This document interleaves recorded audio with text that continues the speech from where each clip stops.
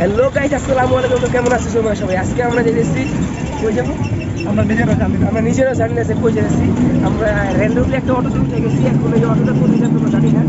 আমরা আজকে ঘোরাফেরা করবো অনেক দূরে দূরে। আমরা সামনে চলে আসছি কোথায় যাবো জানা নেই।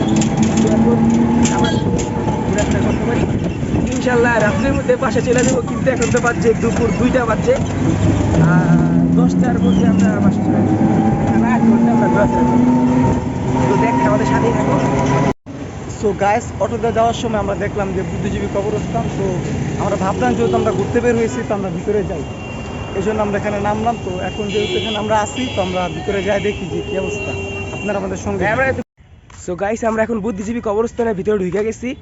এখন এই জায়গায় অনেক মানুষ দেখতেছি, তাদের কবর জিয়ারত করতেছে অনেক মানুষের। সো এখানে আমরা ভিডিওটা না করলেই ভালো হয়। তো আমরা ভাবতেছি যে বাইরে যা ভিডিওটা করব। এখন এই জায়গায় ভিডিওটা করবো না, সামনে ব্রিজ আছে, ওই ব্রিজে যা ভিডিওটা করবো। Let's go. সো গাইস, আমার হাতে এটা কি আপনারা কি জানেন? আমরা এটা মাত্র রাস্তায় পেয়েছি, তাহলে কমেন্টে জানান। এখানকার গাইস এটা খুব সুন্দর একটা পরিবেশ, এখানে আপনারা চলে আসতে পারেন। এটা একটা কবরস্থান। আমরা জানতাম না আমরা এখানে আসবো, হঠাৎ করে চলে আসলাম কারণ আমরা ঘুরতে বেরিয়েছি। আর আমাদের বাজেট খুব কম, এই জন্য আমরা এই আশেপাশে দিয়ে ঘুরতেছি। তা আমরা বুদ্ধিজীবীর মেন গেট দিয়ে ঢুকে বুদ্ধিজীবী কবরস্থান পার করে এখন আমরা আসছি বড় দেওয়ালটার সামনে। এই দেওয়ালটা কি বলা হয় জানি না আমি। সেখানে যে একটা পুকুর আছে, পুকুরটা দেখেন এটা অনেক নোংরা। এটা পরিষ্কার করা দরকার সরকারের, যেহেতু এটা একটা সরকারি স্থান। এটা তো পরিষ্কার করা লাগে। আর এখানে অনেক মানুষ ঘুরতে ফিরতে আসছে, বিকাল হয়ে গেছে আস্তে আস্তে আমাদের। যেখানে আমরা এসে দেখি অনেক মানুষ ঘোরাফেরা করতেছে। এই জায়গায় অনেক বাতাস, ঠান্ডা একটা আবহাওয়া, যার কারণে এখানে মানুষ ঘোরাফেরা করে। আর এই যে আপনি দেখতে পাচ্ছেন যে পোলাপানরা খেলাধুলা করতেছে। আর আমরা এখন ভিতরে ঢুকছি, এখন একটু রেস্ট নিতেছি কারণ অনেক ঘামায় গেছি। এখানে ঠান্ডা যেহেতু বাতাস আসতেছে। তো আমরা কতক্ষণ পরে আবার ওদিক দিয়ে আমরা যে ব্রিজগুলো আছে এই ব্রিজগুলো দেখবো। সো গাইস, আমরা ঘুরতে ঘুরতে একটা ব্রিজের উপর চলে আসলাম। এই যে দেখেন, ব্রিজটা খুবই সুন্দর। আর ব্রিজের নিচে কিন্তু পানি আছে, সব ব্রিজের নিচে পানি থাকে, কিছু কিছু ব্রিজ বাদে। আমার বন্ধু, তোমার কি অবস্থা? আলহামদুলিল্লাহ, আমি সম্পূর্ণ ভিডিও পেয়েছিলাম, এখন আর জিজ্ঞাসা করে লাভ নাই যে কি অবস্থা। দেখেন কত সুন্দর, এখানে অনেক মানুষ ঘুরতে আসছে, অনেকে ছবি তুলতেছে, অনেকে ভিডিও করতেছে, অনেকে টিকটক করতেছে। অনেক সুন্দর। আবার কিছু টিকটকার আছে যারা টিকটক করে। দেখলাম যে এখানে কিছু মানুষ টিকটক করতেছে। তো তাদেরকে না দেখানো ভালো, কারণ এটা প্রাইভেট তাদের। শাখা তো টিকটক করে, আপনারা চলো টিকটক দেখতে পারেন। আমি টিকটক করি না, ঠিক আছে ভাই? আমি কোনো টিকটক ভিডিও করি না ভাই, আমি জাস্ট ছবি দিয়ে দুই একটা মানে টেমপ্লেট আমি বানাই। ইউটিউবার মানুষ, ঠিক আছে? থেকে আমি ইউটিউবিং করি, ভিডিও করতেছি। আর এই যে টিকটকার, একজন ইউটিউবার আর একজন টিকটকার কি কোনো বন্ধু হতে পারে? 100% হতে পারে, ঠিক আছে? আমরা হয়ে গেছি। তো গাইস, আপনারা দেখতে থাকুন, আমরা ঘুরতে থাকি, ঠিক আছে? তো এখন বুদ্ধিজীবী ঘোরা শেষ আমাদের।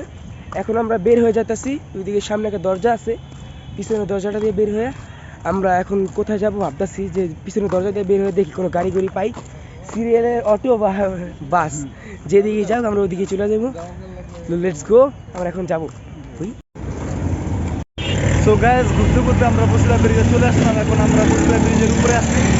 আমাদের পিছনে নদী, এই নদীটার নাম সঠিক আমার জানা নেই, সম্ভবত বুড়িগঙ্গা, শিওর না। এই নদীর নাম জানো? না ভাই, জানি না। বুড়িগঙ্গার সাথে মিলে হয়েছে, যার কারণে হতে পারে বুড়িগঙ্গা নদী হতে পারে। বুড়িগঙ্গার সাথে যেহেতু মিলে। দেখেন গাইস, সুন্দর ভিউ। এই যে বসিলা ব্রিজ, আর উপরে খোলা আকাশ, আর এই যে উপরে খোলা আকাশ। আকাশ মনে হয় বৃষ্টি হবে। এখন আমরা বৃষ্টি হবে, রাত্রেবেলা 10টা পর্যন্ত থাকতে পারবো না। এখন আমরা একটু দেখি, ঘোরাফেরা করি, যদি সামনে আসতে পারি। আর এখানে আমরা কতক্ষণ আগে একটা লেডি বাইকার দেখলাম, লেডি বাইকার সাথে কথা বলছি, বাট ভিডিওটা করতে পারিনি কারণ সে হেলমেট খোলা ছিল। হেলমেট যেহেতু খোলা ছিল, সে ক্যামেরার সামনে আসে না। তো আমরা এখন অনেক অন্ধকারের ভিতরে আছি। একটা নৌকায় উঠছি, এখন রাস্তা মানে নদী পার হইতেছি। যাই হোক, খাল হইতো। এই খালটা পার হয়ে আমরা যেতেছি আমাদের গন্তব্যস্থানে। এখন সময় কয়টা বাজে? 7টা 1 বাজছে। মানে আমাদের সার্ভাইভ করতে হবে আর 3 ঘন্টা। আমরা 2টা থেকে 10টা পর্যন্ত সার্ভাইভ করার কথা ছিল, আর 3 ঘন্টা সার্ভাইভ করলে আমাদের আজকের এইটা পূরণ হইব। তো গাইস, এটা হলো নদীর ওপার। আমরা ওপার থেকে জাস্ট এপারে আসার জন্য, মানে বেশি দূর না, কিন্তু আপনারা দেখেন বেশি দূর না এটা। ওপার থেকে এপারে এই জায়গাতে যদি আমরা নদীর পথে যদি একটা নৌকার সিস্টেম করা থাকতো, তাহলে আমাদের সর্বোচ্চ গেলে লাগতো 5 থেকে 10 মিনিট। মানে নৌকা দিয়ে আসলে 5 থেকে 10 মিনিট, 1 মিনিট লাগতো। বাট আমরা নৌকা না থাকার কারণে অনেক দূর দিয়ে ঘুরে আসতে আসতে আমাদের প্রায় লেগে গেছে এখান থেকে মনে হয় প্রায় আমরা 2 থেকে 3 কিলোমিটার আসছি এদিকে ঘুরে। আর দেখ এত নির্জন রাস্তা যার কারণে গাড়ি ঘোড়া পাওয়া যেতেছিল না, আমরা হেঁটে আসছি 2-3 কিলোমিটার হেঁটে দিক দিয়ে আসছি। আর এই যে আমার বন্ধু এখানে ক্লান্ত হয়ে বসে আছে, আর এই যে আমি পুরো ঘামায় গেছি, আর আজকে চুলের শাইনিংটাও নষ্ট হয়ে গেছে।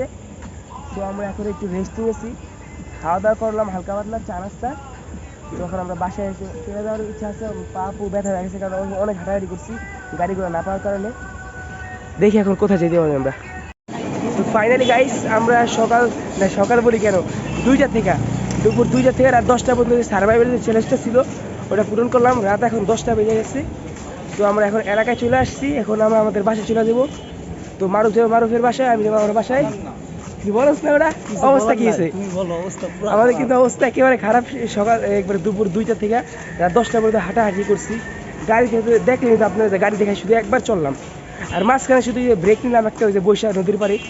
আর একটু আগে আমরা একটু খাওয়া দাওয়া করছি, এখন বাসায় চলে যাবো, বাসায় যাই একটু রেস্ট নিবো।